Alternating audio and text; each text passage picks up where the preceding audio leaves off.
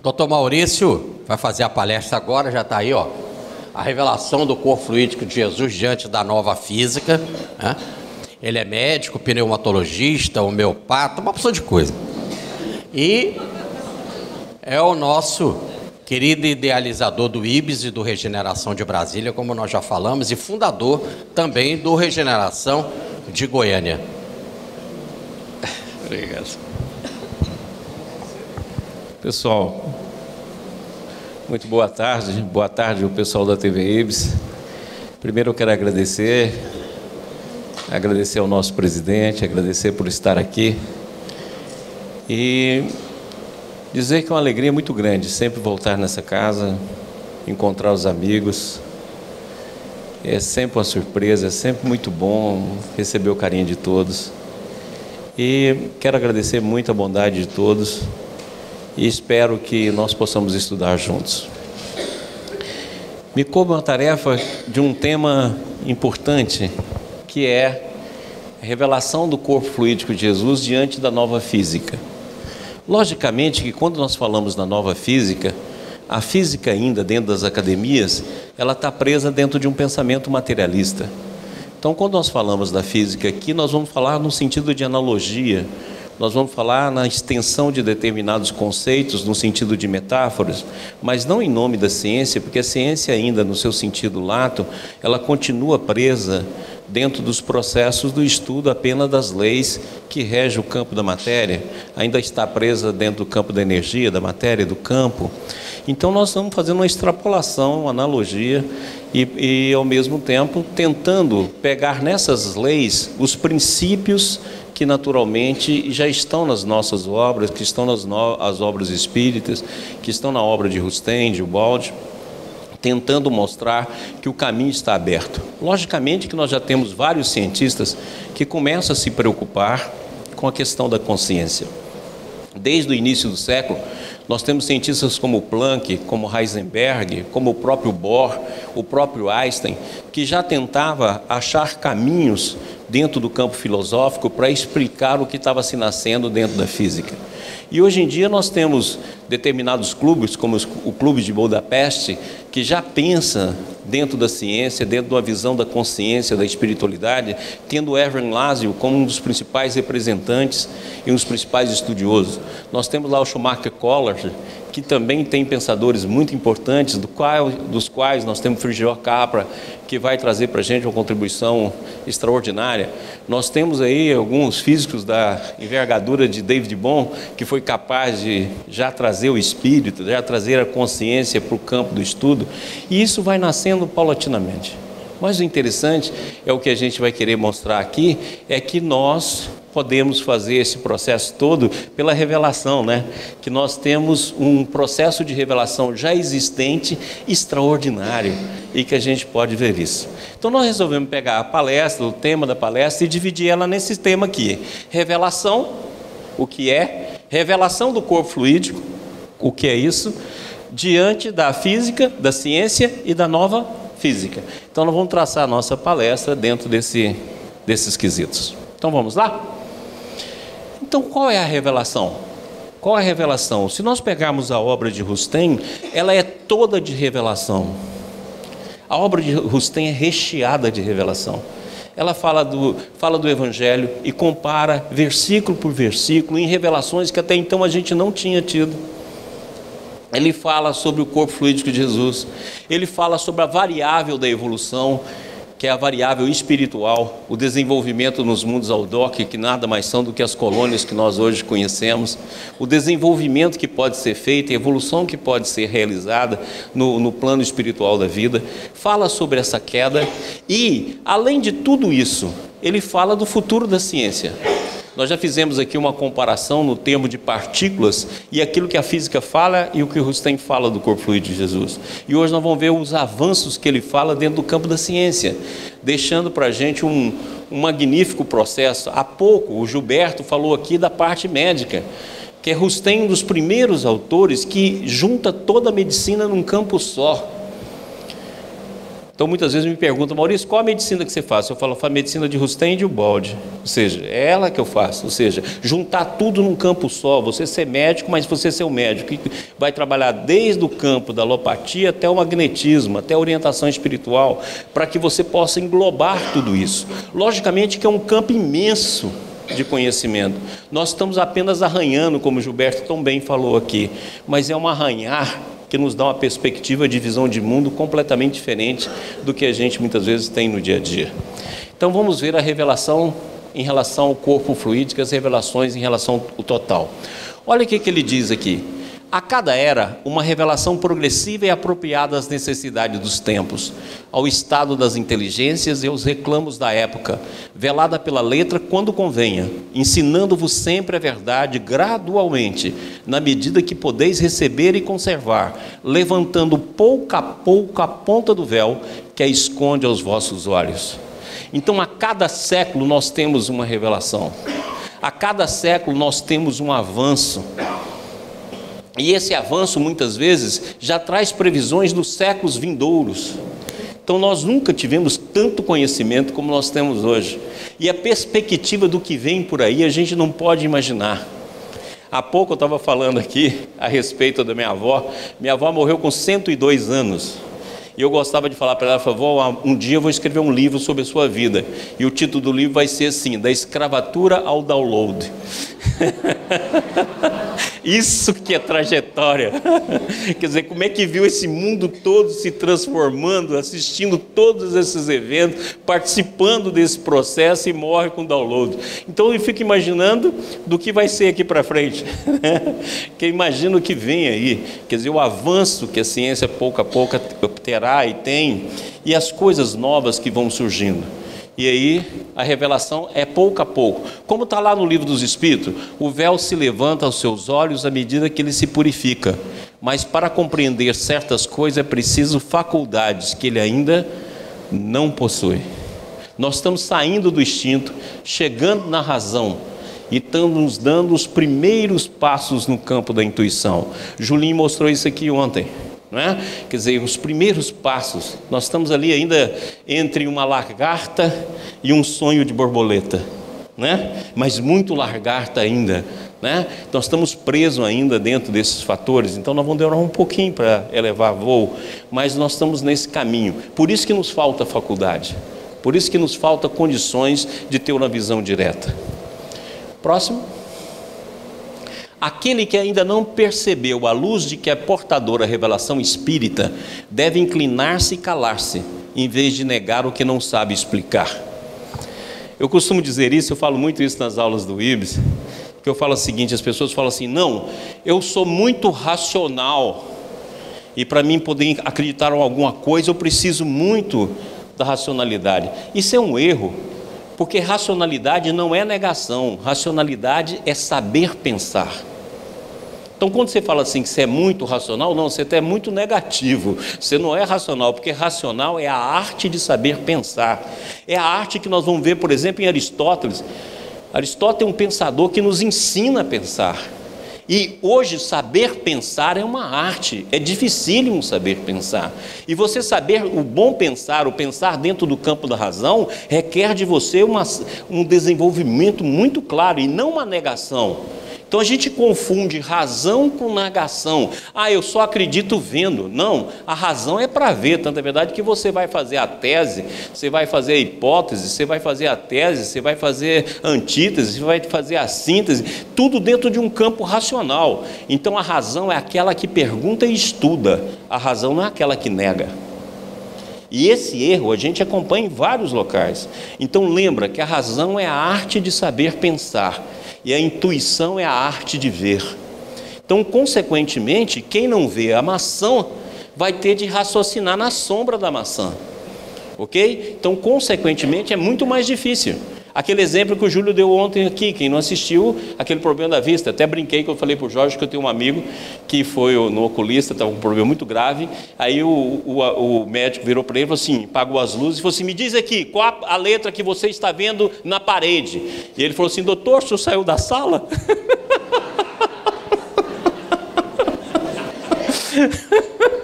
Não estou vendo nem doutor. Então você imagina, pior do que o Jorge aqui, né? Que não vê a maçã. Então a doutrina espírita é uma doutrina de revelação. O Baldi tem um ensinamento interessantíssimo. Ele fala que a humanidade tem 3 grandes árvores. A árvore da ciência, que é o esforço do homem para implantar na terra o paraíso. A árvore do budismo, que é o esforço do ser para subir ao nirvana. E a árvore do cristianismo, que é o céu que desce na terra. E essas 3 grandes árvores conduzem o campo do conhecimento. Então o cristianismo é uma religião de revelação. A revelação que surge lá com os apóstolos, a revelação que surge lá na noite de Pentecoste, a revelação que surge sempre. E a doutrina espírita é portadora de revelação. O que a gente faz com a revelação? A gente faz confusão, como a gente faz com muita coisa. Mas a revelação é um campo de libertação. A gente muitas vezes fala assim: eu não dou bem com a minha mãe porque em vida passada eu fui inimigo. Olha só que interessante, a gente usa uma revelação para continuar com o problema. Ué, se você foi inimigo agora que você precisa acertar com ela, criatura.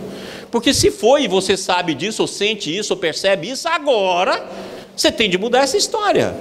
E a gente faz isso. A gente usa o conhecimento espiritual para nos desculpar dos nossos processos que continuam. Ora, lembra que, como diz Emmanuel, a doutrina espírita veio ao mundo para nos levar para horizontes mais vastos. Então, se você não está vendo além de você, algo está errado. Porque é exatamente essa luz que clareia, essa luz que nos leva para uma visão mais ampla. Próximo. E eu gosto sempre de colocar isso aqui, não tem uma palestra de Hussein que eu não coloco. Nas obras dos 4 evangelhos, os ministros do Senhor visam a este fim: a aventura da humanidade pela sua purificação. Eles preparam a realização da unidade de crença e da fraternidade humana para a efetivação das promessas do Mestre e, enfim, o reino de Deus na terra, iniciando-nos na lei da unidade e do amor. Então essa é o grande propósito da obra de Rustem. E nós pegamos esse propósito aqui e começamos a discutir pontos de vista. E começamos a discutir um monte de coisa, quando na verdade é isso aí que está querendo, a unidade da crença. Por isso que aquele que autoriza a publicação ou indica a publicação, que é o Espírito de Pedro, depois vem e escreve uma obra monumental, completando essa obra, encerrando todo um ciclo de conhecimentos extraordinários. Então é exatamente isso, quer dizer, é isso que é o propósito dos 4 evangelhos. Próximo. Então vamos ver a revelação sobre o corpo fluídico de Jesus. Vamos lá. Então olha aqui que diz a obra de Rustem: Jesus, espírito de pureza perfeita e imaculada, cuja perfeição se perde na noite das eternidades, protetor e governador do vosso planeta, e cuja formação presidiu, é estranho e anterior às gerações humanas que o têm sucessivamente habitado.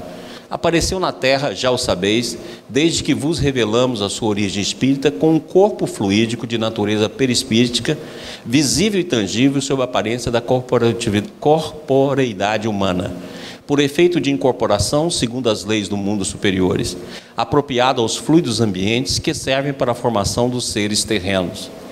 Então ele está querendo dizer que o organismo de Jesus não era um organismo físico semelhante ao nosso, não era um organismo igual, era um organismo semelhante.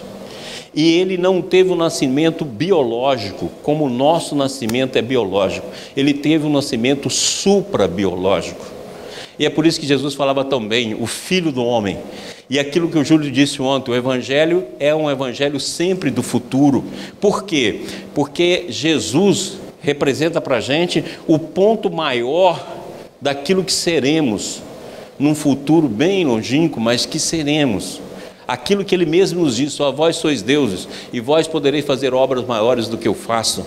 dizendo para a gente que o caminho da evolução é esse. Ele está mostrando que a própria nascimento de Jesus deu-se por um processo de materialização perispirística, onde houve agregação de determinados fluidos. E olha, aqui há pouco o Gilberto falou para isso. O que é fluido? Fluido, hoje, se você pegar a ciência moderna e aplicar dentro do fluido, o fluido pode ser matéria, o fluido pode ser matéria sutil, o fluido pode ser energia, o fluido pode ser campo, o fluido pode ser força e o fluido pode ser irradiação da consciência. Tudo isso cabe na expressão fluido. Muitas vezes a gente interpreta fluido como se fosse substância. Não, fluido pode ser só campo. Você interpreta fluido como se fosse alguma coisa tangível. Nada é tangível. A gente precisa acordar. 99,9% de um átomo é vazio. E não tem mais essa coisa de você falar assim, uma partícula, como se fosse uma coisa. Feynman, que foi um dos maiores cientistas do século XX, ele tem uma frase estonteante. Ele fala: uma partícula, um átomo, não é uma partícula como a gente pensa, não é uma onda como a gente fala, não é uma mola, não é uma bolinha de bilhar, não é um planeta rodando em torno de um núcleo. O átomo não é nada disso. Por quê? Porque cada vez que se estuda o átomo, menos se sabe dele. Um átomo é capaz de estar em todos os lugares do universo ao mesmo tempo. Que loucura é essa? A onda de um elétron, a onda de uma partícula pode estar em todos os lugares do universo ao mesmo tempo. Isso que é uma onda de elétron.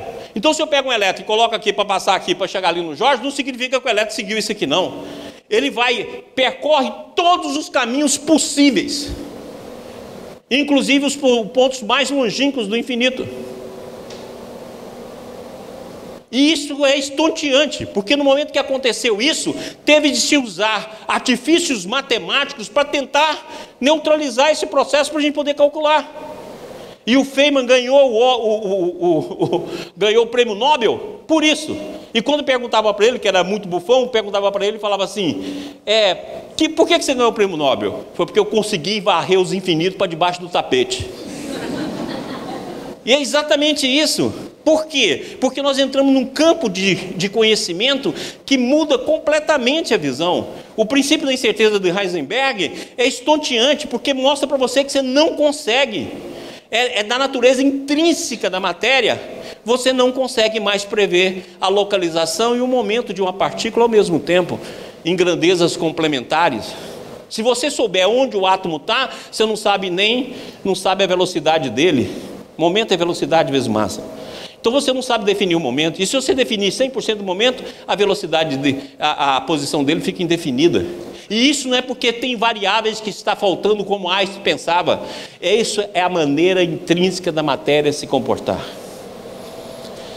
Eu gosto de chamar o princípio de incerteza de Heisenberg do princípio da liberdade do ser, em qualquer dimensão.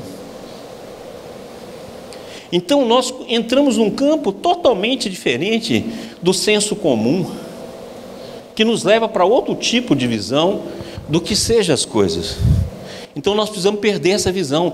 Quando eu dou um passe, sai de mim uma fumacinha, não sai fumaça nenhuma.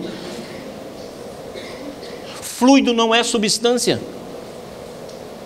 Pode ser substância. Então muita coisa que nós vamos ter pouco a pouco de adquirir uma nova noção. Vamos lá. Olha que Rustem fala. Esse segredo de além-túmulo era segredo. Porque passar segredo para ignorante é criar problema. Fala para o ignorante, ele vai, meu Deus! Cria Como é que ele foi? É terrível ignorante. Cria um mau problema. E olha bem que ele fala, é um segredo. Também o sabeis, não devia ser revelado, conhecido antes do tempo determinado pelo Senhor. Por quê? É aquilo que Jesus fala, quando pergunta para ele, Moisés falou que a gente podia dar carta de alforria para a mulher. Eu falo isso aí por causa da dureza do coração de vocês que ele falou. É por isso que não podia ser revelado. Foi revelado e já deu tanta confusão, né?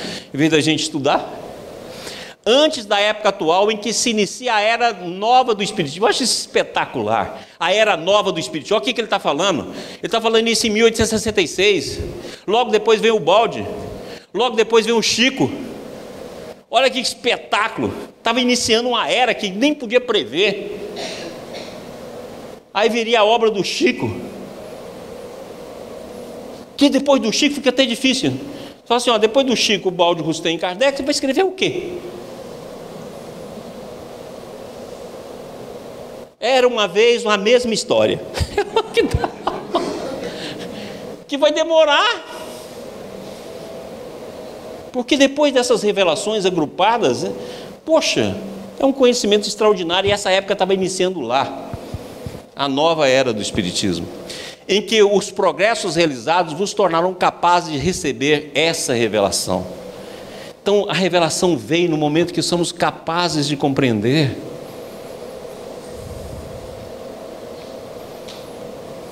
Somos capazes. Então vamos ver por que somos capazes. Próximo. Aqui nós pegamos o modelo do Hernani, né? Modelo organizador biológico, em que ele mostra isso de uma maneira espetacular. É só estudar os livros do Hernani. E aqui, olha aqui que o Rustem fala: o espírito imaterial, isto é, o espírito purificado, não pode retornar o invólucro consistente e material que não esteja em relação com a sua sutileza. Pode apropriar para seu uso um invólucro muito inferior à sua natureza espiritual, mas não pode, tendo chegado ao máximo grau de purificação, retornar à matéria primitiva. O que é matéria? Matéria é vibração. O que é uma consciência? É um campo de irradiação, de vibração. Ora, então em determinado momento os espectros não mais se interceptam. Eu posso falar em infravermelho, eu posso falar em luz visível e eu posso falar em ultravioleta. Agora tem determinados tipos de radiação, como é a mente, que também é uma força eletromagnética que foge do padrão eletromagnético da nossa ciência. Ou seja, quando você pega uma gaiola de Faraday e coloca ela dentro de um laboratório, por exemplo, a onda eletromagnética não é capaz de ultrapassá-la. E, no entanto, o pensamento que é força eletromagnética ultrapassa. Por quê? Nós já estamos falando de um eletromagnetismo e de um espectro do eletromagnetismo numa oitava superior evolutiva. Então, fazer nascer nós num corpo de carne é fácil, que muitas vezes o corpo de carne tem a vibração superior a nós. Como diz o Chico, ele tem uma mensagem que eu já falei para vocês, mas é uma mensagem que eu gosto muito, do Augusto César, que ele fala, né, quando vai estudar os diversos tipos de reencarnação, ele fala assim: determinados espíritos para nascer são semelhantes à semente, precisam de solos extremamente bem cuidados e solos em ambiente extremamente bem para poder florescer. Agora, tiririca nasce em qualquer lugar. Então, comparar a tiririca que somos com aquilo que era um mestre, então logicamente que se nós pegarmos o óvulo humano, ele tem um campo vibracional. Assim como você pega um copo de cristal e coloca diante de determinado som, ele quebra. A mesma coisa, o óvulo humano tem uma capacidade de radiação. Se você pega o livro Obreiros da Vida Eterna, você vai ver lá uma entidade, que tem até o nome do pai da medicina, né? Asclépio, ok? Que o Deus da medicina, em que ele só pode reencarnar de 400 em 400 anos. Nós podemos reencarnar qualquer dia, desde que tenha uma vaga, não é? Muito bem. Por ser essencialmente etéreo, o laço fluídico que haveria de prender o espírito à matéria não aderiria à matéria comum humana, corporal humana. Próximo. O corpo perispíritico de Jesus era mais material do que o corpo perispíritico do espírito superior. Isso aqui ele pode por causa do campo da vibração. Nenhuma comparação podendo, entretanto, ser estabelecida a esse respeito. Maior ainda era a diferença entre esse corpo de Jesus e os vossos corpos de lama. Aquele participava em grande escala do corpo do homem nos mundos superiores, por isso que se compunha dos mesmos elementos, mas modificado, solidificado por meio dos fluidos humanos, ou animalizados, de modo a manter-se segundo a vontade do Mestre e as necessidades de sua missão terrena, visível e tangível para o homem, com todas as humanas aparências corporais do vosso planeta. Então seria uma materialização, só que uma materialização permanente e tangível. Próximo. E para falar assim, não, como Jesus era formado de fluido, o seu também é. Só que você faz uma formação mais densa. Olha o que Emmanuel fala no livro Pão Nosso. O corpo humano é um conjunto de células aglutinado ou de fluidos terrestres, que se reúne sob a lei planetária, oferecendo ao espírito a santa oportunidade de aprender, valorizar, reformar e engrandecer a vida. Olha, então o nosso corpo também é fluídico. Fluido de lama, mas fluido. Fluido de barro, mas fluido. De Jesus era fluido de luz. Mas é formado da mesma maneira. Por isso que esse fluido, a gente começa a pensar, gente, o que é fluido hoje dentro do conhecimento científico? Matéria sutil, energia, campo, força, consciência, informação. Fluido hoje engloba tudo isso. Olha, então nós também somos formados de fluido. O nosso é mais denso e precisa de um mecanismo corporal, biológico, para se manifestar. De Jesus não precisou, bastou a vontade dele. Mas é fluido do mesmo jeito. Próximo. A proporção que sobe na escala do mundo, mais as necessidades da carne e, por conseguinte, os meios de reprodução se depuram e espiritualizam. A união da matéria com a matéria para formar a matéria é uma das condições inerentes à vossa inferioridade, só existe nos mundos materiais. O grande problema é que a gente tornou-se a régua do mundo. A ciência fala assim, a ciência está pesquisando se existe vida em outro planeta. Eu falo, qual vida? A nossa? É a mesma coisa que quem está preso lá em Bangu 1, fala assim, uai, existe outro mundo igual ao nosso? Uai, o que é isso? A vida nossa é o nível mais baixo evolutivo. E eu estou falando sério. E estou falando para ofender vocês. Nós somos o lixo do universo.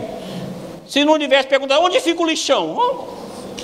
Naquele mudinho ali, pequenininho ali, ó, azul, é lá. Ora, então como é que nós vamos procurar a vida igual a gente? Como? Se a nossa é a mais densa? Nós não temos nem como comparar. Você já reparou que quando a gente desenha um ET, ele é sempre mais feio que a gente? Ué, você vê até para representar ET, é mais feio que a gente. O cara é uma cabeçona, não tem de outro jeito. Porque pior que a gente. Como é que vai ser pior do que a gente? E a gente olha no espelho e acha você bonitinho. Olha só o que tem cabimento. E a gente tem que entender, nós estamos na parte mais densa do universo.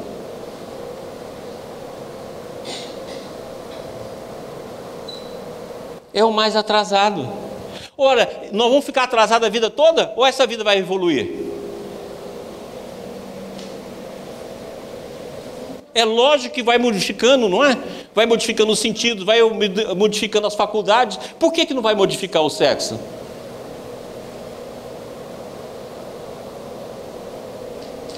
Ora, então é natural que as leis vão se tornando supra.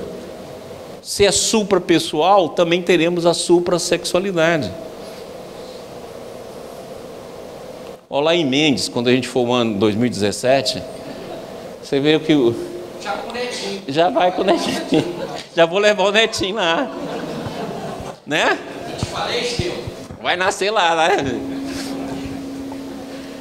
A união da matéria para a matéria, formar a matéria, é uma das condições inerentes à vossa inferioridade e só existe nos mundos materiais, em cujo número ainda se conta o vosso.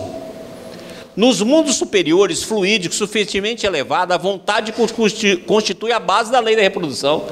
Ou seja, é a vontade, porque é a vontade que agrupa as energias, os campos, os fluidos e materializa. Como é a vontade do Espírito que vai ajudar ele a materializar com os fluidos ambientes numa reunião mediúnica.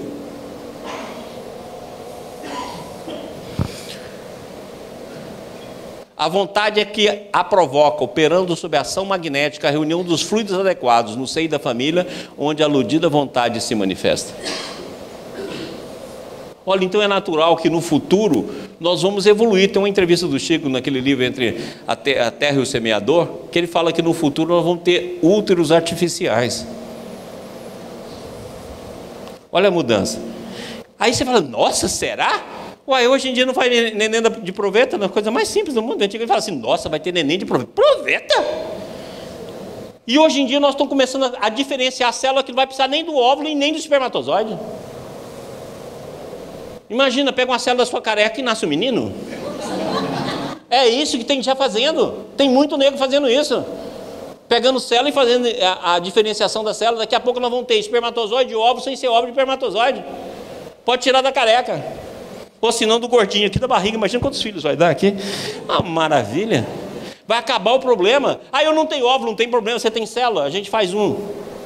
Ah, não tem espermatozoide, não tem problema. A gente faz um.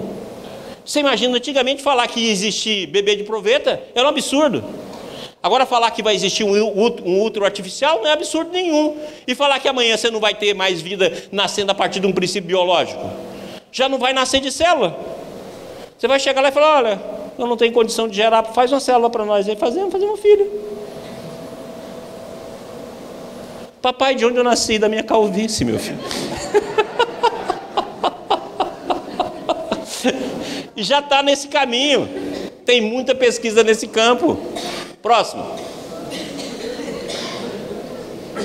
Por sua natureza, o corpo de Jesus revestiu não foi mais do que uma espécime prematura entre vós, do organismo humano tal qual virá a ser daqui muitos séculos. Então, se nós permanecermos no planeta, se nós não formos para o mundo dos dinossauros, né? E Jesus deixou claro, os mansos possuirão a terra. Se a mansuetude chegar na gente, a gente ficar por aqui, nós vamos ver isso.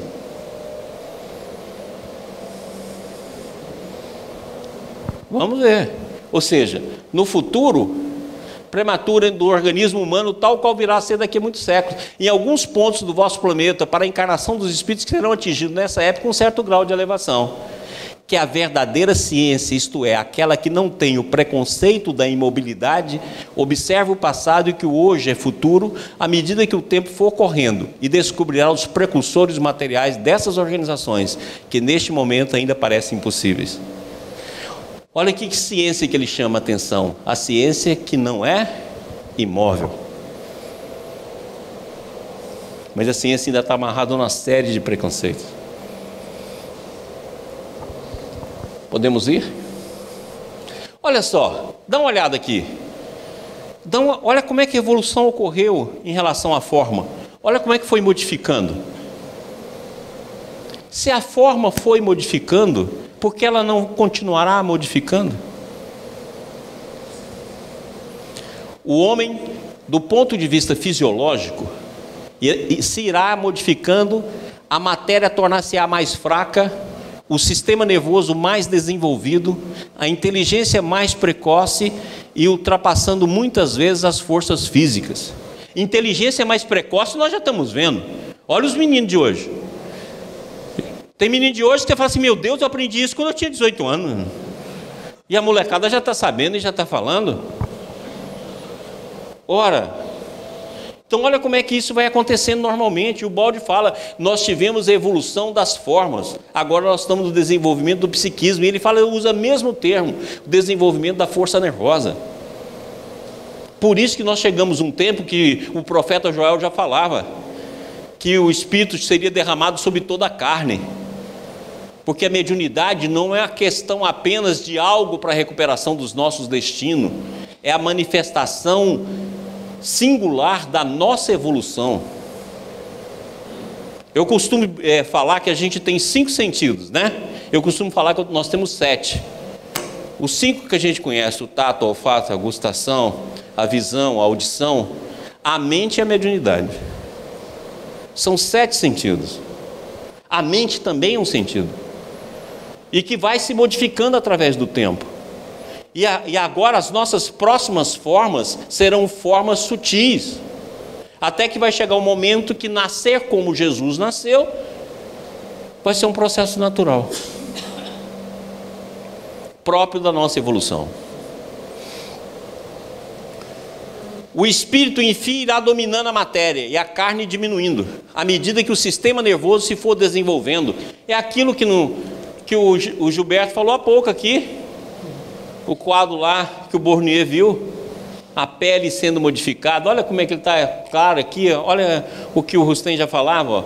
O espírito, enfim, irá dominando a matéria e a carne diminuindo. No futuro eu serei magro. Vai diminuir, eu tenho esperança. Não vou precisar nem fazer regime, é só desenvolver o campo psíquico. Vão ser magrinho, certo? Pele e osso. À medida que o sistema nervoso se for desenvolvendo e a força vital animal vai sendo substituída pela força espírito nervosa. Olha, a força animal sendo substituída pela nervosa, ou seja, pouco a pouco até os instintos terão desaparecido da face dos nossos programas psíquicos. Você já pensou um ser que começa pela razão? Ou seja, a sua menor pergunta é por quê? Cara, você pode olhar que a nossa vida toda é instintiva. Imagina o contrário amanhã. O processo inicia na razão. Vai para a intuição, chega na visão. Já pensou? Que maravilha. Não vai precisar nem congresso mais. Bora. Agora vamos ver a ciência. Vamos ver o que a obra de Rustem fala sobre a ciência. Vamos lá. O Espiritismo, que como sabeis é uma revelação e uma ciência. Olha, ele acrescenta 2 coisas. O Espiritismo é revelação e ciência. Nós nunca podemos esquecer isso. O Espiritismo é revelação e ciência e vem dissipar todas as obscuridades, iluminar todas as trevas. Isso é muito interessante, iluminar todas. É por isso que a informação chega para todos os campos, seja sociologia, seja antropologia, seja o que for. Existe conceito para todos esses campos, seja filosofia, seja o que for. E ele é revelação e ciência. Próximo. São chegados os tempos de vos ensinar de acordo com a ciência e com a verdade, iniciando-vos nos segredos de além-túmulo. Poxa vida, ele estava falando isso em 1866. Sabe o que a gente tinha nessa época? As equações de Maxwell, que foi de 1865. E a ciência explode a partir de 1900 com a física quântica. Chegou a hora de ensinar como a ciência, ou seja, revelação e com a ciência e com a verdade. E qual a ciência que ele está falando? A ciência que não é imóvel. Lembra do nosso dispositivo anterior, diapositivo. Próximo. Vimos a vós para vos auxiliar na explicação do que em linguagem humana se designa pelo nome de mistério, mas apenas para vos auxiliar, e só com relação ao que vos seja verdadeiramente compreensível. Utilizai-vos da vossa ciência e da vossa razão para a solução das questões que uma e outra podem resolver. Ou seja, nós viemos te dar uma dica de futuro, de visão, mas você não pode abdicar nem da razão, nem do estudo que você pode fazer. Ou seja, não vem substituir a ciência. Então, qual seria a ciência verdadeira? Se a gente utilizasse a revelação para poder fazer a pesquisa. Vamos pegar a obra de David Bohm, por exemplo, a ordem implicata e a ordem explícita e a ordem implícita. É tudo que o Baldi falou. Ele traduz esse modelo para um modelo científico. Assim que deveria ser, né? E hoje em dia, você pode olhar que a física começa com os físicos teóricos, que é aqueles que pela intuição propõem o processo, desenvolvem pela matemática e alguém vai provar. Só que nós estamos chegando agora no momento que fica difícil provar. Próximo. Agora olha que bacana isso aqui é lindo. Cheio de respeito e de amor para com o vosso Criador, de amor e de caridade para com o vosso próximo, para com todos os vossos irmãos, de amor para com todas as criaturas de Deus, armados do amor à ciência e do desejo de progredir, procurai, com o coração humilde e desinteressadamente, compreender e compreendereis, procurais ver e vereis. Olha que bacana. Armados do amor à ciência, né? Amar a ciência, amar a revelação, amar a verdade, amar o estudo, amar o próximo. Próximo. A nova física. E aí, como é que está a ciência hoje? A ciência, ela vinha com Newton, Galileu, Maxwell, Faraday, até que chegou a 1900. E o Planck, numa noite de outubro de 1926, criou uma equação que nem ele sabia o direito o que ela significava. Mudou a partir daí. Logo depois apareceu um jovem em 1905, escrevendo três artigos extraordinários que mudaram o mundo para sempre. E logo depois apareceu só cientista novinho, os caras de 23 anos, 24 anos, Heisenberg, Pauling, só nego novo. O mais velho tinha 38 anos, Dirac. Dirac fez uma descoberta tão extraordinária que ele falava assim: a equação que eu consegui plasmar é mais inteligente do que o autor. Olha que coisa extraordinária. Exatamente aí que vai chegando o conhecimento novo, o conhecimento que vem e que mudou a face do mundo. Porque tudo aquilo que era certinho com a física clássica ficou alterado em relação a isso. Mas não acabou. Continua. E olha só, vamos ver como está a nova física. Presta atenção nisso aqui. Isso aqui é de um cosmólogo. Olha que coisa extraordinária. Tudo em que acreditávamos sobre o universo está errado. Pensávamos que a maior parte do material presente no espaço compunha-se de átomos, ou pelo menos de substâncias visíveis. Errado. Pensávamos que a expansão do universo estivesse desacelerando, que seu crescimento a partir do Big Bang estivesse perdendo força. Errado mais uma vez. Pensávamos que as galáxias estivessem espalhadas com uniformidade e regularidade, e que não houvesse grandes regiões de espaço em que elas não estivessem presentes. Era o que se pensava antes que a descoberta de gigantescas regiões vazias tornasse essa noção destituída de significado. E errada mais uma vez. Pensávamos que houvesse um único universo. Afinal de contas, uni significa um. Embora o júri esteja tomando sua decisão, alguns cientistas já estão alegando evidências de um multiverso, uma coleção de realidades paralelas. Assim, em última análise, até mesmo o nome universo pode estar errado.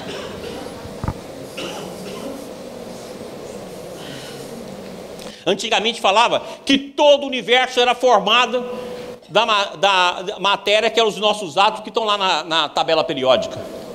Hoje não chega a 4%.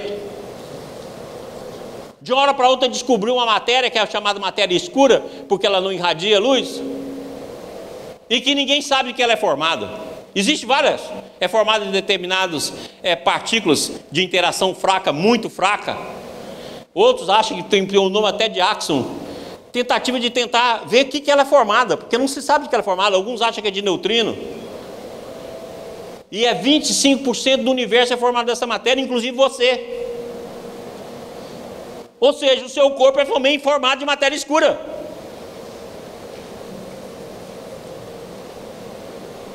E a energia escura, chama escura, sabe por quê? Porque não sabe o que é.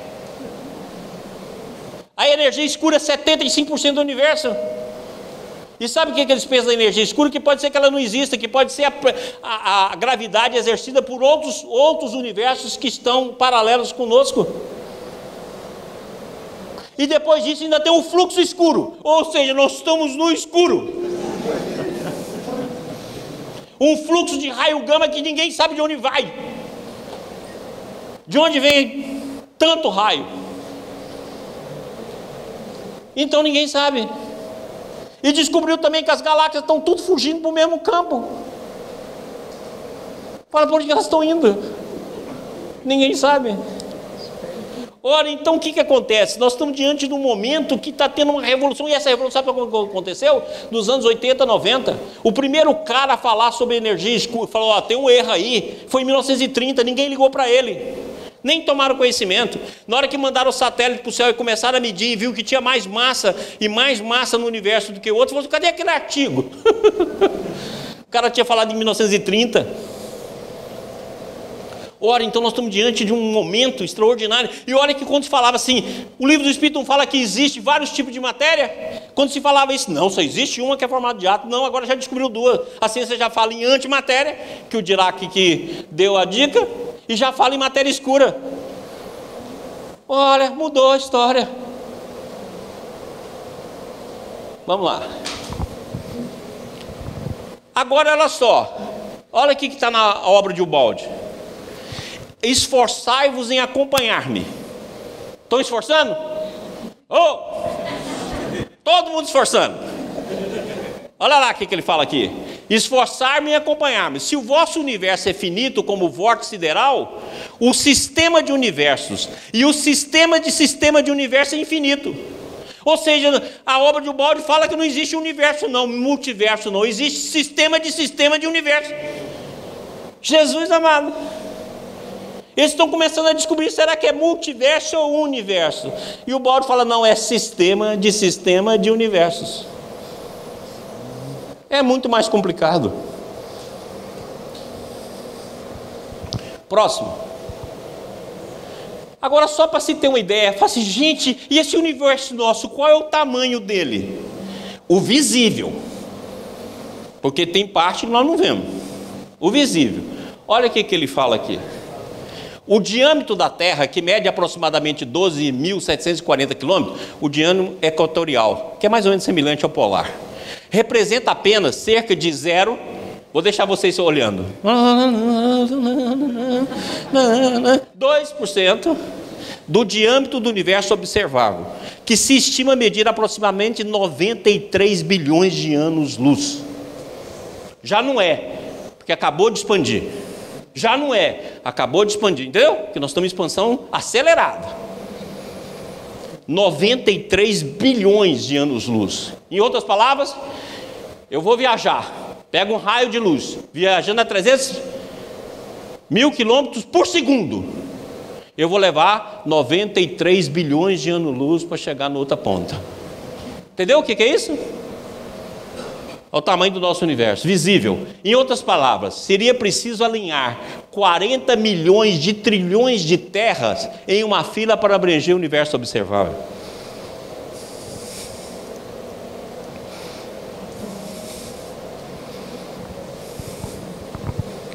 E a ciência quer falar que isso nasceu por acaso. É um super acaso. Meu Deus chama acaso. Olha só, gente, 40 milhões de trilhões de terra para dar o tamanho que hoje está o universo. Próximo.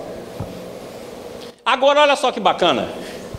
O universo observável é lar de cerca de 170 bilhões de galáxias. Igual a nossa Via Láctea. 170 bilhões, é o mais recente cálculo. Antigamente falava em 100, agora é 170. Abrigando ao todo cerca de 60 sextilhões, eu não sei nem o que é isso, bilhões de trilhões de estrelas. 60 sextilhões. Não estou falando planeta.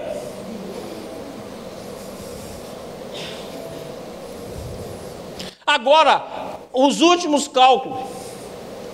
Isso aqui foi feito nos anos 2000. Os últimos agora, 2010.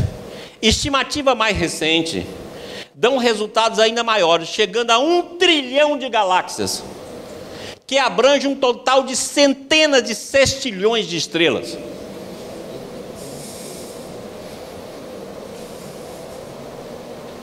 O nosso universo.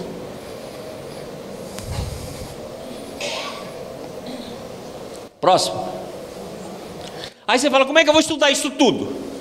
Como é que eu vou analisar isso tudo? Aí o molde resolve nos mostrar como. O ignoto pode ser explorado assumindo como segura a hipótese de trabalho indicada pelo princípio de analogia. Porque o universo é unitário, regido por esquemas únicos, reconduzíveis a um tipo central único, que se repete em todas as alturas evolutivas, em todas as formas e combinações possíveis.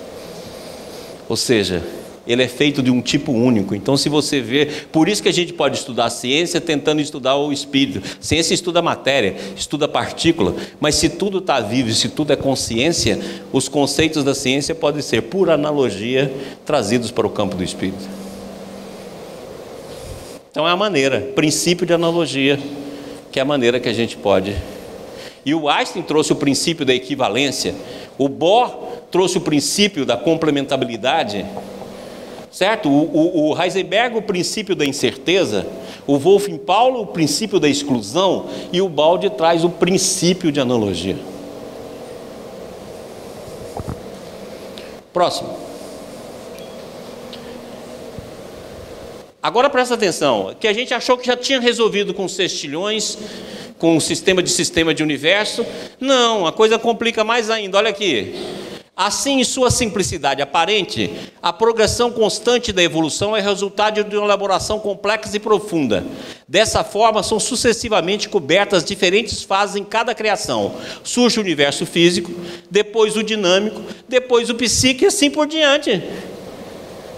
Então nós estamos falando de universo material, mas ainda tem os universos dinâmicos, ainda tem os universos psíquicos.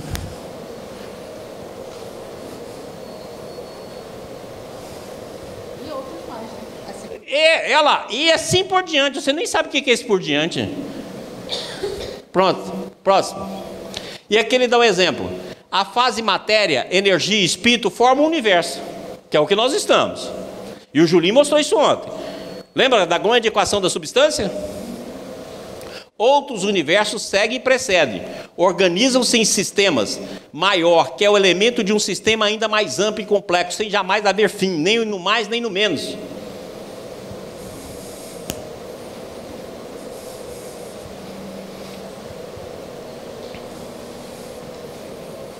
Então imagina diante de que a gente está, gente.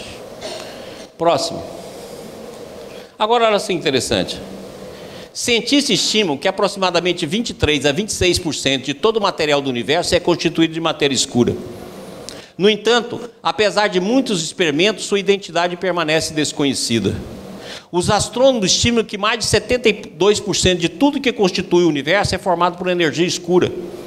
Somando as enormes frações que cabem à matéria escura e à energia escura, conclui-se que menos de 5% do universo é feito de matéria comum.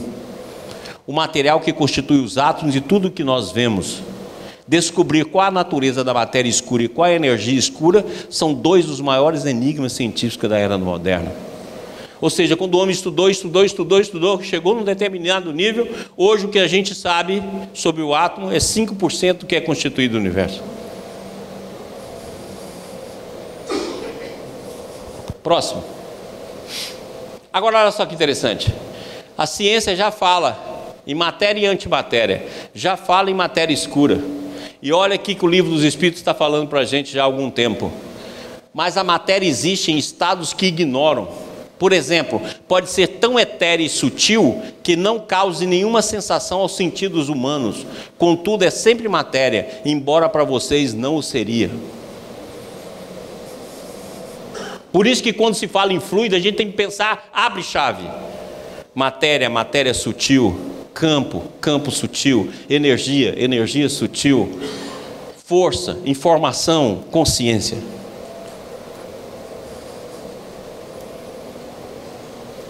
Olha lá, está no Livro dos Espíritos, 1857. A ciência está dando os passos agora. E na hora que descobrir a matéria escura, fala, olha, o universo é constituído de uma matéria etérea. Vamos lá. E olha o que diz Rustem. Olha que coisa espetacular.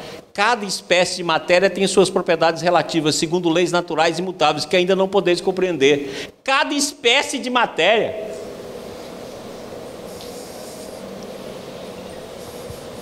Está na obra de Rustem.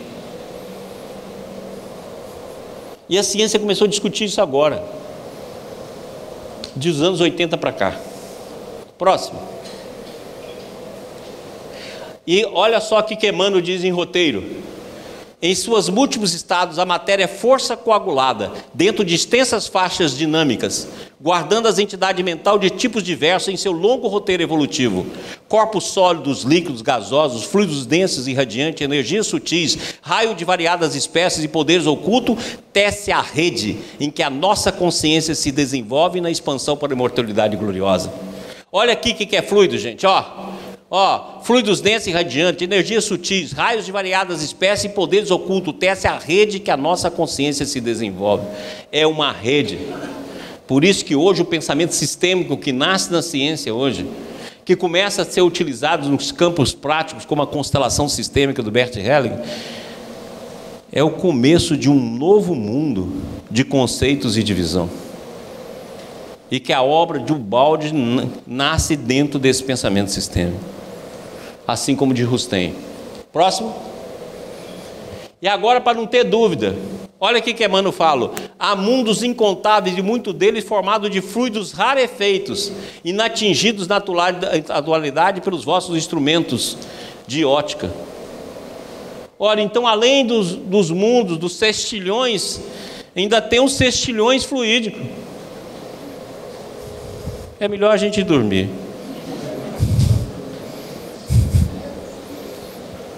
Quem estiver dormindo aí não acorda não.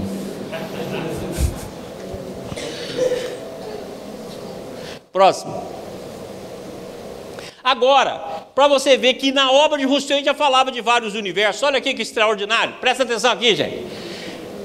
É a falange sagrada que promove a execução e executa de acordo com as leis gerais estabelecidas, imutáveis e eternas, inspirações e a vontade de Deus nos planos físico, intelectual e moral, objetivando a organização, o funcionamento e a realização da vida e da harmonia universal, do universal progresso, na imensidade dos mundos, mais ou menos materiais, mais ou menos fluídicos, de todos os universos.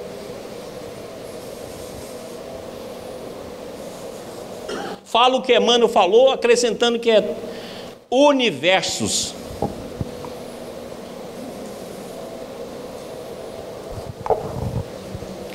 Na infinidade dos espíritos, quer errantes, quer fluídicos, materialmente encarnados, quer fluidicamente incorporados e investidos do livre-arbítrio, na multiplicidade de todos os seres em todos os ramos da natureza. Cara, isso é lindo. Olha quantos anos antes essa pergunta não era feita na ciência.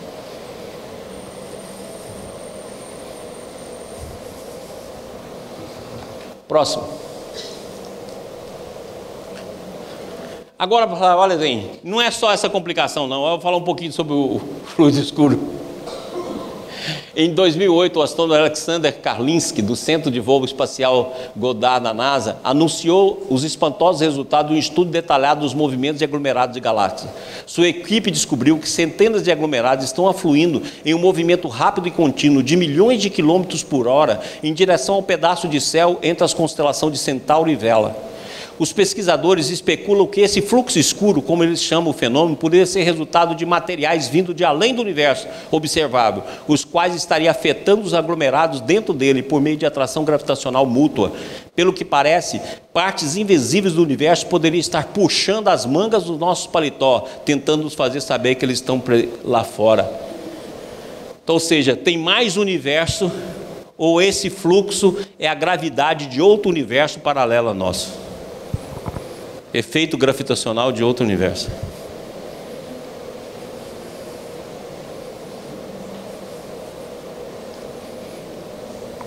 Próximo. Aí, para não falar que eu estou mentindo, eu trouxe isso aqui. Emmanuel. Temos assim no espaço incomensuráveis mundos berços, e mundos experiências, e mundos universidades, e mundos templos, e mundos oficinas, e mundos reformatórios, mundos hospitais, e mundos prisões. Olha aqui, eu achei essa foto na internet, esse cara leu essa mensagem.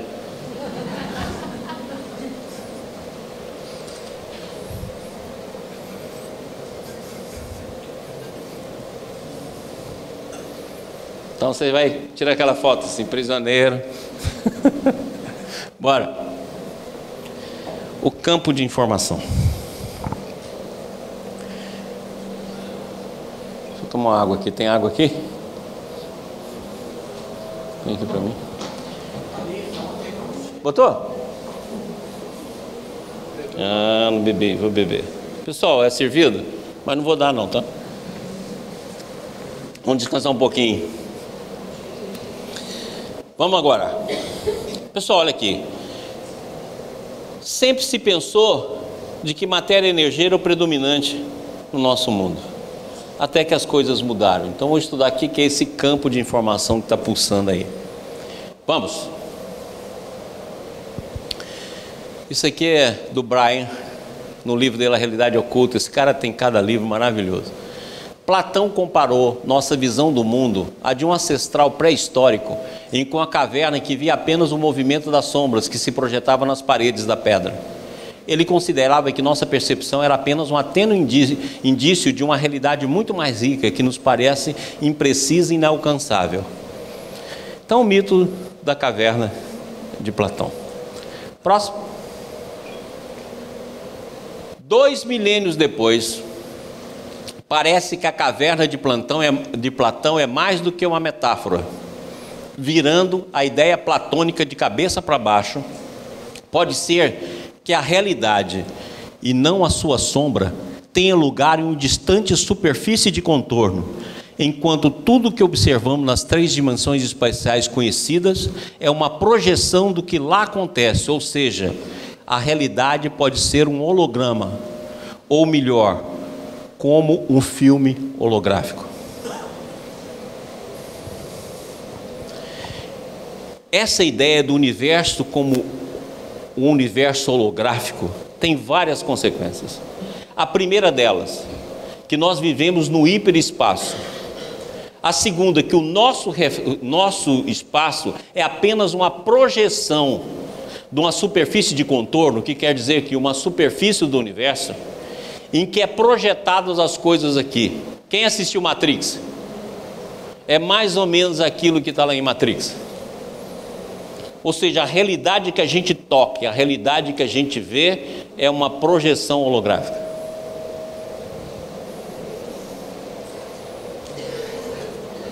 A holografia foi descoberta nos anos 30. O cara que descobriu ganhou o Nobel em 60, Dennis Garbel. O que ele descobriu? Ele fez um processo de interferência de ondas e fez uma fotografia num filme holográfico. Só que olha como é que é interessante. Se você pegar uma fotografia comum e cortar ela e for de novo reproduzi-la, vai aparecer apenas a parte que está cortada. Se você pegar um filme holográfico e cortar ele em qualquer lugar e reproduzir de novo com as técnicas holográficas, ela dá a figura inteira novamente. Então, se eu pegar um filme holográfico e partir no meio e projetar a metade, não vai aparecer metade da imagem, aparece a imagem todinha. A partir daí começou-se a fazer teorias sobre que o nosso cérebro é holográfico, até que chegou nas teorias holográficas e modelos holográficos do universo. Aí você fala, não, mas o nosso corpo é assim. Você pode pegar qualquer célula do nosso corpo, lá dentro está um código que reproduz o corpo inteiro. O nosso corpo é montado assim, pega um fiozinho de cabelo meu, tem um código que me reproduz inteiro. Um cuspe, uma gota de cuspe, um pinguinho de sangue, uma unha. Então passou-se a ter ideia que o universo poderia ser uma projeção de uma dimensão superior. Agora a gente pode começar a entender o corpo de Jesus, se o corpo de Jesus for um corpo holográfico, de uma projeção superior evolutiva. E olha só que interessante, eles começaram a fazer holograma, e a gente tem assistido isso pelas redes. Não tem hoje cantor que coloca lá o holograma e canta com outro cantor? Até pega vários filminhos aí que tem. Agora só que eles estão fazendo holograma, sabe o que é? O holograma é palpável. O Estevão está bolando o holograma para mim dar aula agora na sala sua, lá da casa de vocês. Vai aparecer o Maurição lá, todão lá. Estevão está lá buscando maneira de fazer. Ou seja, hoje o holograma é palpável. Você pode pegar nele. E é só uma projeção. Próximo. Esse cara aqui talvez foi um dos maiores gênios que esse mundo já teve, John Heller. E foi o professor desses caras Bambamã, Kip Thorne, Feynman. Esse cara foi o professor desses caras tudo. É o cara que deu o nome de buraco negro. Esse cara é um gênio. John Heller tinha a capacidade de descobrir e orientar os jovens cientistas mais talentosos do nosso mundo. Durante um almoço que tivemos em Princeton, em 1998, perguntei-lhe qual seria, em sua opinião, o tema dominante da física nas décadas seguintes. Ela abaixou a cabeça, como já fizera várias vezes naquele dia, como se o esforço de sustentar seu pesado cérebro lhe fosse ficando excessivo. A duração de seu silêncio deixou-me por um momento pensando que talvez ele não quisesse responder, ou quem sabe, houvesse esquecido a pergunta. Então ele reergue vagarosamente os olhos e disse: informação. Passa. Heller sugeria que as coisas, matéria e radiação, deviam ser vistas como secundárias, como veículo de uma entidade mais abstrata e fundamental, a informação. Então, antes da matéria, antes da energia, existe a informação. E alguns cientistas hoje pegam essa teoria e falam: não, existe um campo de informação que envolve e informa todo o universo. Esse campo de informação foi o que o Baldi chamou de lei.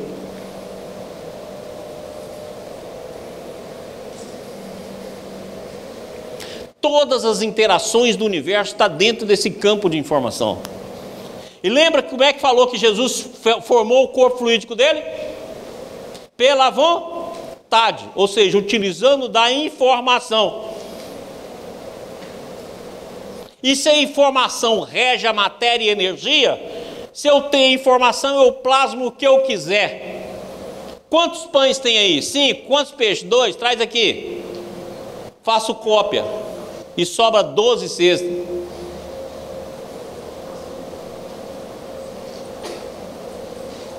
Por quê? Porque antes da matéria e antes da energia tem a informação. E antes da informação tem a consciência. E antes da consciência tem o espírito.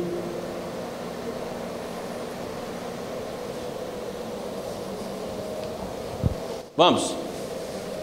A informação é consubstanciada em partículas reais que ocupam posições reais e têm cargas e spins bem definidos. É como a realização de um plano arquitetônico para a construção de um edifício. A informação fundamental está no plano. O edifício é apenas a realização física da informação contida no projeto arquitetônico.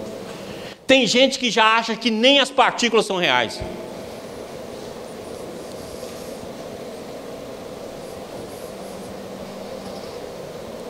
E tem gente que já afirma que a informação está no vazio, por isso que o mundo é cheio de vazio.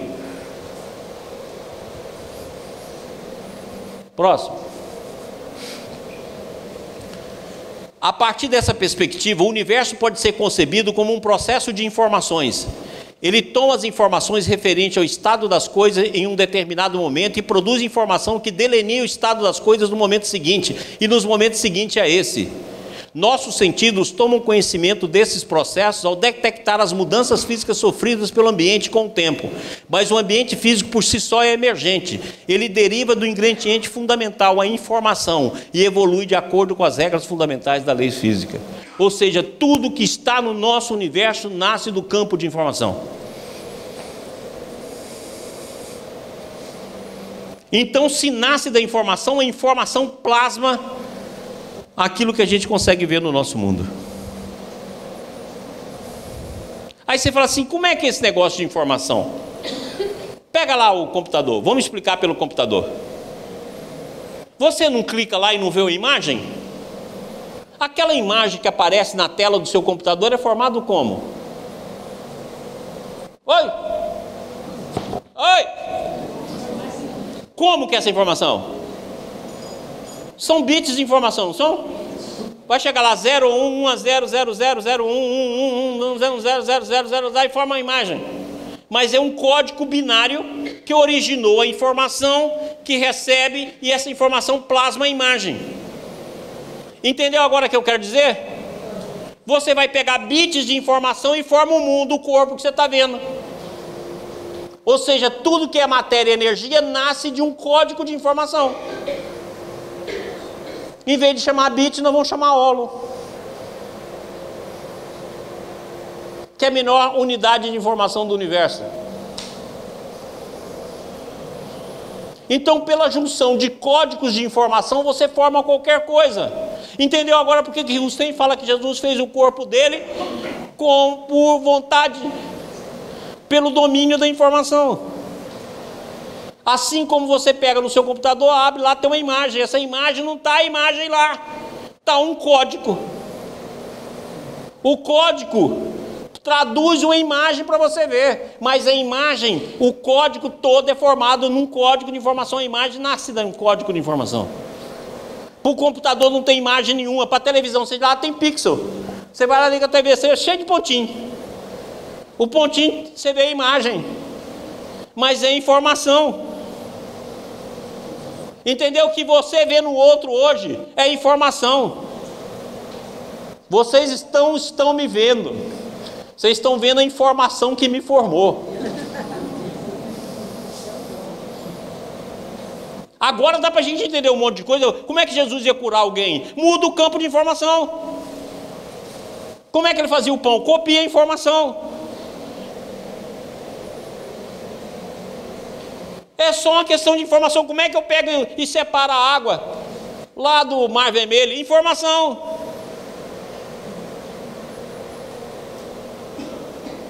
Se eu mexer no código, eu mexo na informação. Então vamos por lá, eu pego, modifico o código da imagem de uma moça que você está vendo lá. Vira uma pedra. Fala, nossa, que milagre. Não, foi uma modificação do código. Estão entendendo o que eu estou falando? Quem não está entendendo, fica dormindo.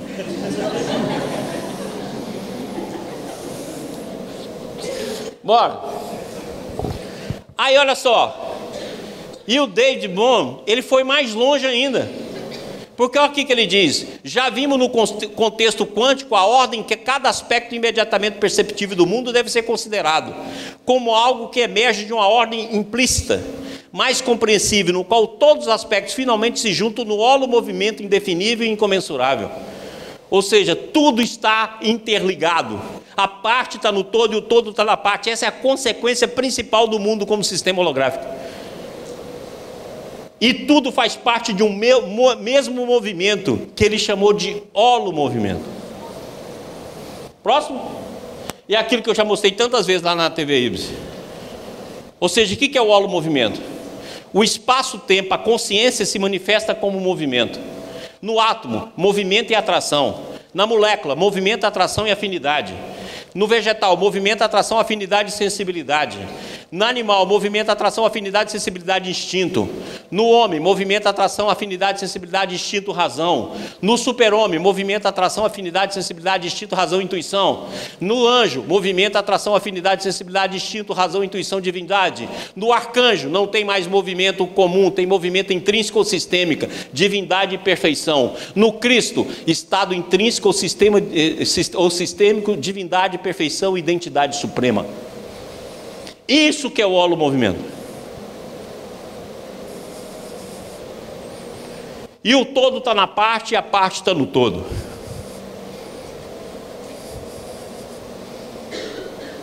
Próximo. E aqui, todo mundo já assistiu, né? O mestre aqui. Então aqui está mostrando como é que se faz um holograma. Tá? Está colocando aqui um raio laser, aqui um divisor de feixe, um espelho que passa por uma lente, que bate no espelho e que bate na figura. Essa figura irradia e bate no filme holográfico. Aí essa luz que vem aqui, bate em outro espelho, passa por uma lente, não vai na figura, e chega e cria um padrão de interferência. É esse padrão de interferência que forma o holograma. Próximo. Olha aqui, já estão tendo holograma de corpo inteiro. Isso aí é um projeto que o cara está pedindo $95 mil para poder fazer o holograma de corpo inteiro. E mais, pode ser palpável. Próximo. Olha um show com holograma.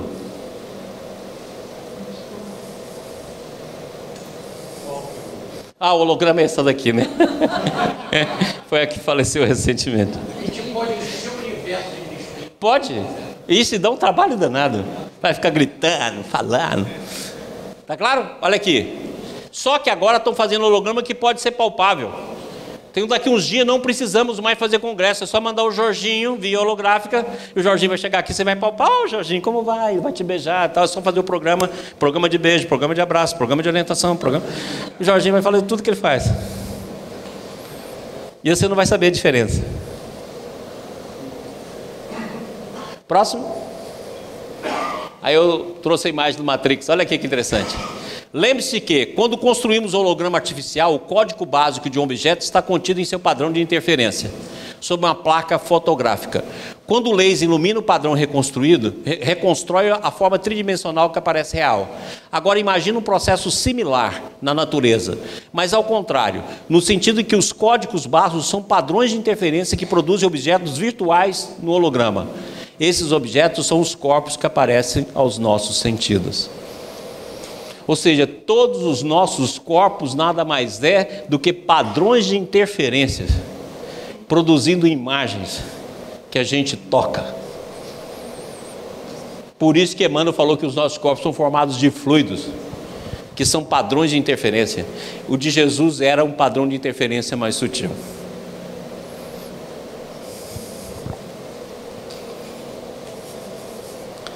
Próximo. Nossos sentidos percebem como sólidos, só porque é assim que estão programados, já que pertencem a um sistema vivo, que percebe a si mesmo como sólido. E é a referência a nós mesmos que nos faz olhar para hologramas naturais como sólidos e hologramas artificiais como vazio. Tudo isso reforça a ideia de que estamos imersos em uma realidade virtual holográfica. Por isso que os orientais já falavam que era Maia. Até os nossos corpos não é real, gente. É projeção holográfica. E se vocês ficarem doidos, eu vou achar bom. Chegar na casa de vocês, o universo é enorme. Eu não sou ninguém, eu sou uma projeção. Próximo. Olha agora aqui. Sendo assim, do que os corpos são feitos de fato?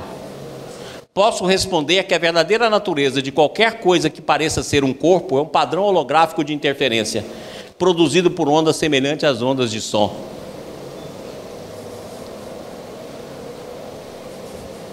Ou seja, os nossos corpos nada mais são do que padrões de interferência de ondas.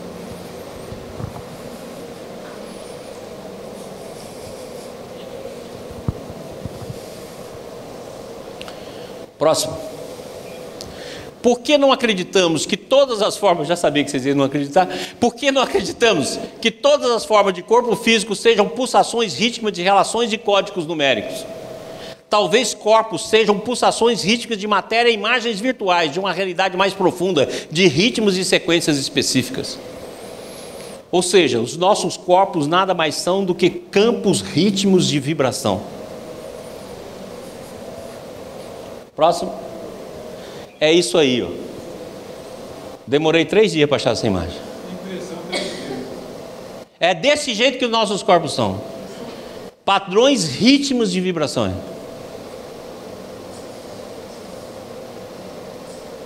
A gente não vê isso, porque a gente vê físico, porque a gente vê o sólido. Mas são padrões de vibrações em campos de interferência. Aí fala, não, mas eu queria ver por dentro, Maurição. Bote aí por dentro. É isso aí, ó.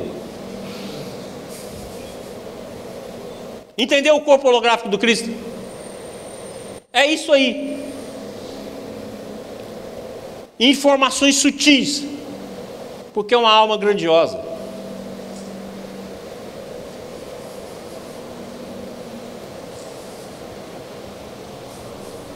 Viu? Desse jeito. Agora você fala assim, Maurício, qual é a informação é plasmada como? O Chicão resolveu isso pra gente. Que o Balde também fala a mesma coisa, porque o Chico falou assim, sabe o que é matéria? Matéria é luz congelada. Então o padrão que cria o campo de interferência é a luz. E tudo é luz. Se você pegar até Deus, está descrito como luz lá por João Evangelista nas epístolas dele. Deus é luz, amor é luz, vida é luz, o Evangelho é luz, o Cristo é luz. Toda vez que você andar enquanto está prestes à luz. Ou seja, a luz seria o elemento primordial de criação de interferência para a criação dos nossos corpos. Então todos os nossos corpos, e principalmente o de Jesus, era um corpo de luz, como esse aí. Ou seja, é um holograma feito de condensação de luz, em padrões de interferência. Aí que está o corpo do Cristo, e aí que estão os nossos corpos, só que tem uma origem, um é supra, porque domina o campo de informação, e o outro depende da informação da matéria. Mas tudo é informação, tudo é fluido, tudo é luz, e tudo é padrão de interferência. Está claro agora? Depois desse esforço todo, se não ficou claro, quero que vocês fiquem confusos pelo resto da vida. Vai para o fluxo escuro agora. Próximo. Dá um tempinho, tá, gente? Olha lá. Se as partículas não são tijolinhos, mas ondas, o universo é uma tessitura de frequências. E o que parece matéria é uma rede de interferência.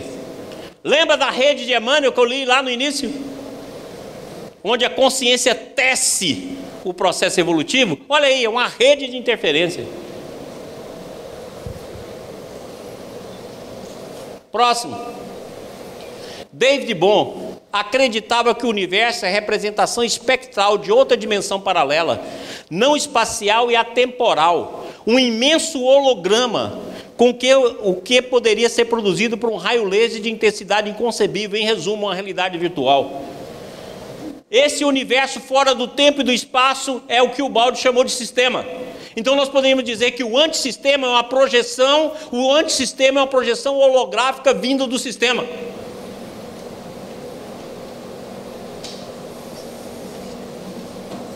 Antissistema é nós.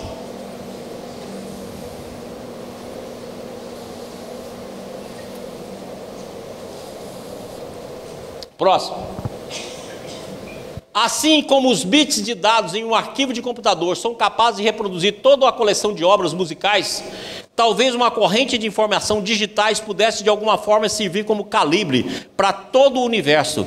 De acordo com o modelo do universo holográfico, o código para os estados físicos de tudo no universo está gravado em suas fronteiras mais externas, algo como um CD abrangente que codifica a grande sinfonia cósmica. Então aqui está o nascimento do universo Big Bang, aqui está o CD que o David Bohm sugere, aqui está o holo, que seria a partícula de informação. Podemos pensar na informação como uma maneira de codificar o estado de todas as partículas e forças.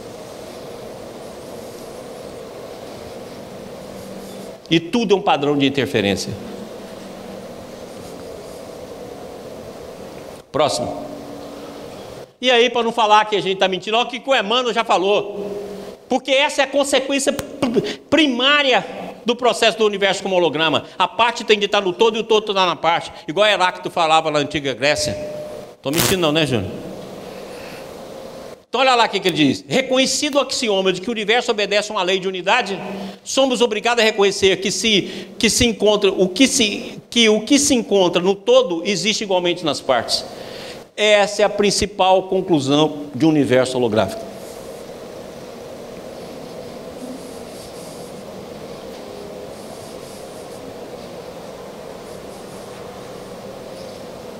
Próximo.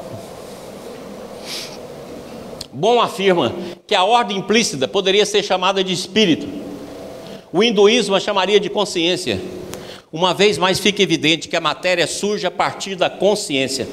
Ou seja, além do código, acima do código está a consciência e o espírito. Próximo. Então nós fizemos um desenho aqui, ó. O espírito, que já nós mostramos lá, o espírito, Deus e tal, babá. O campo de consciência, o campo de informação, a mente coletiva, a mente individual, a matéria e a energia. E olha aqui que o senhor Paulo já dizia lá nas epístolas. Volta lá, meu filhinho. Porque o Espírito penetra todas as coisas. Olha que espetáculo. Então esse mundo aqui, ó, é um mundo de informação que vem daqui. E é a luz que congela. Por isso que pensamento é luz. Jesus deixou claro, brilhe a vossa luz. Pensamento é luz. Próximo. A realidade é um complexo sistema de frequência que as redes neurais traduzem para sensações e imagens internas. Ela é subjetiva e virtual. Hermes Trismegisto escreveu: o universo não é senão uma criação mental de tudo, porque na realidade tudo é mente. E Berkeley: a matéria não existe, ela é apenas uma ideia. Presta atenção nisso aí, gente. Para a gente entender como é que as noções que a própria ciência está trazendo hoje é muito mais ampla do que aquilo que a gente pensa, que a gente está pensando num formato quadrado. Você fala, então tudo é mente? Olha que quem falou lá, Hermes Trismegisto já falava isso. Tudo é mente. Você fala, meu Deus, será que tudo é vibração que se junta e forma forma? Agora passa. Olha aqui que o Emmanuel diz. A energia mental é o fermento vivo que improvisa, altera, constringe, alarga, assimila, desassimila, integra, pulveriza ou recompõe a matéria em todas as dimensões. Decore isso aí. Bate foto disso aí.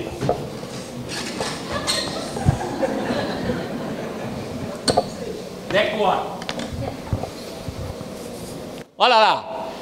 A energia mental é o fermento vivo que improvisa, altera, constringe, alarga, assimila, desassimila, integra, pulveriza e recompõe a matéria em todas as dimensões. Olha o padrão de interferência. Olha a luz.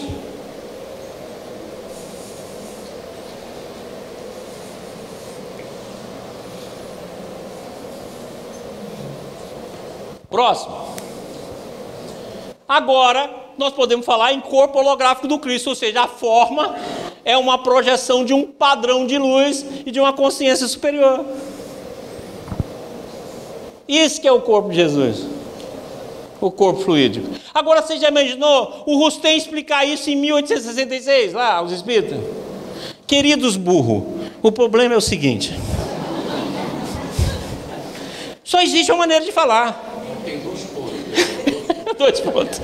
Burrinhos da mamãe. É o seguinte. Olha, ela teve uma gravidez aparente. Agora entendeu porque eu vou poder falar aparente?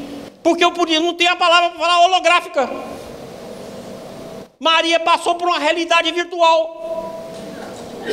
Ela pensou que era um parto, mas é uma realidade virtual indicada por consciência e informação superior. Aí eu tenho que usar a palavra aparente e falar, Jesus então não nasceu, é corpo de fumacinha, não a sua ignorância que é fumaça inteira. Agora a gente vai entender, se a gente entendeu o holograma, como é que os espíritos para poder falar, tinham de falar aparente. Vamos lá. Filipenses, o nosso Paulo. O monstro, olha lá, de sorte que haja em vós o mesmo sentimento que houve em Cristo Jesus, que sendo em forma de Deus, não teve por usurpação ser igual a Deus, mas esvaziou-se a si mesmo, tomando a forma de servo, fazendo semelhante aos homens e achado na forma de homem. Humilhou-se a si mesmo, sendo obediente até a morte, e a morte na cruz. Por isso também Deus o exaltou soberanamente e lhe deu um nome que é sobre todo nome.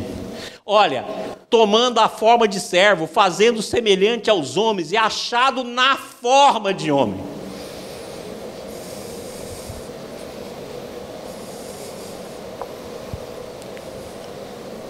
E a gente não vê porque a gente é cego, é surdo.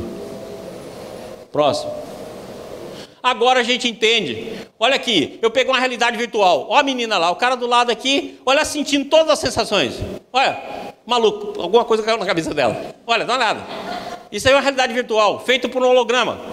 Olha aqui, a gravidez de Maria foi obra do Espírito Santo, porque foi obra do Espírito do Senhor, e como tal, aparente e fluídica, de maneira a produzir ilusão, de fazer crer numa realidade real. A mesma coisa que está acontecendo com a menina aqui, ó. Ou seja, uma realidade de informação, uma realidade holográfica. Olha a menina aqui, olha o cara do lado aqui com o microfone, olha lá, olha o medo dela, bateu. Entendeu por que ele tinha de escrever aparente e fluídica? Não tinha nem o termo holográfico. Passa. Maria experimentava todos os incidentes e sintomas de cada fase, de uma das fases da maternidade, de maneira a lhe imprimir aos olhos humanos todas as características aparentes da realidade, segundo as leis da encarnação do vosso planeta. Aparentes da realidade. Olha o holograma. Próximo. Jesus trazia um corpo semelhante ao vosso, que também é holográfico. Como bem disseram os apóstolos, seu corpo não tinha aparência do vosso, suas necessidades aparentes não foram as mesmas? Sim, Jesus teve um corpo semelhante ao vosso, mas não da mesma natureza, porque a informação partia de um plano de informação muito mais amplo. Próximo. Aquela missão lhe competia primeiro como encarregado que é do progresso humano, depois por ser entre os espíritos elevados que sob a sua direção se acham consagrados, a obra do progresso do vosso mundo e da sua humanidade, o único que pelo seu poder nas altas regiões seria capaz de assimilar aos do vosso planeta os fluidos superiores, por isso que ele foi o primeiro, que servem para a formação dos corpos no mundo fluídicos, e desse modo constituir o corpo misto que usava quase material. Olha só que interessante, corpo misto, porque é um campo de interferência. E que aos olhos humanos se afigura o corpo do homem de terra, finalmente, por ser o único capaz de manter uma existência terrena aparente. Aparente. Exatamente o que nós falamos, um corpo holográfico de uma dimensão superior. Próximo. A única diferença a notar entre aquela e essas manifestações é que ali o perispírito, muito humanizado pela ação da vontade poderosa do Mestre sobre os fluidos que nos cercam, era com todas as aparências da vida humana, apto a conservar uma longa tangibilidade. É o que eles estão conseguindo fazer hoje, um holograma que pode pegar. Ou seja, era um holograma, um campo de interferência, um corpo de luz, formado de ólos de informação e que era tangível, que existia ou cessava o arbítrio da mesma poderosa vontade, conforme exige os tempos, os períodos, as necessidades e os atos de sua missão terrena. Por último, somente o espírito puro, não mais sujeito à encarnação alguma em qualquer planeta que seja, por haver atingido a perfeição sideral, dispõe de todos os fluidos, ou seja, de todas as informações, como possuidor que é de uma ciência completa. Olha a informação aí. Goza de inteira liberdade, independência e tem a consciência exata de sua origem, seja qual for o perispírito ou corpo fluídico que tome e assimile as regiões que percorra. Por último, agora, Olha que bacana, uma obra que explica tudo isso, e no final ela deixa a mensagem que eu falo, gente, só quem entende de universalismo real é que pode escrever uma coisa dessa. Olha o que ele diz: chegará a vez de todos e a todos dissemos, qualquer que seja a vossa opinião sobre a natureza e a origem do Cristo, quer lhes considereis materiais o corpo, quer fluídico, quer vejais nele um homem-deus, quer um Messias, admirai-lhe a figura a irradiar por sobre vós, admirai-lhe o devotamento e o amor, esforçai-vos por imitar e podeis ter a certeza de chegar um dia, em tempo breve, à luz e à verdade. Meus amigos, que seja o Cristo o sol das nossas almas. Até a próxima.